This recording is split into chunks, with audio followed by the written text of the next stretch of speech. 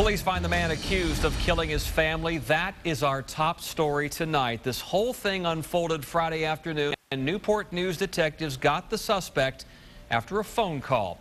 Deputies arrested 36-year-old John Moses Ragin after he called and told investigators he was in Manning, South Carolina.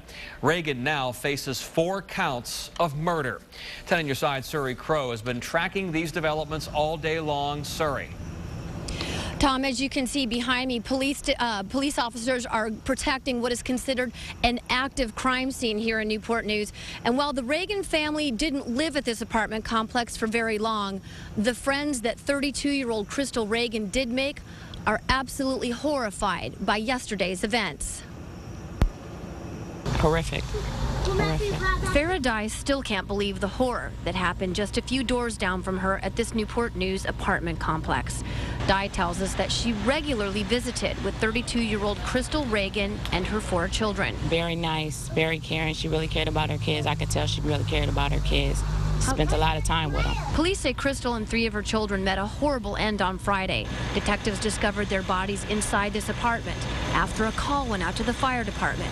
Detectives found 4 bodies inside. They say each suffered knife wounds and fire exposure. While a memorial builds here, 36-year-old John Moses Ragin is in custody in South Carolina. He faces 4 first-degree murder charges.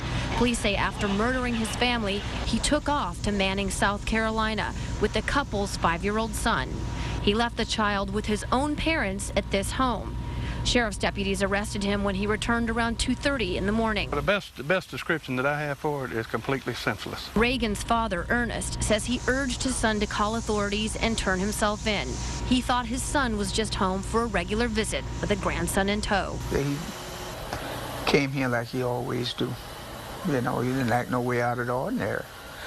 He loved those kids, and I just can't, accept it at this point at all, what has happened. I just can't. Tonight, forensics teams are sweeping the home that turned into a horrific murder scene, hoping to find the justice that this note, left at the crime scene, asks for.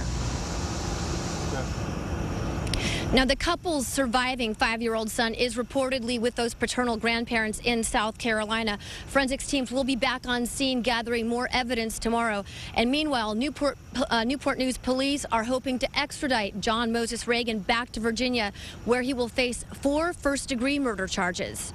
In Newport News, Surrey Crow, 10 on your side.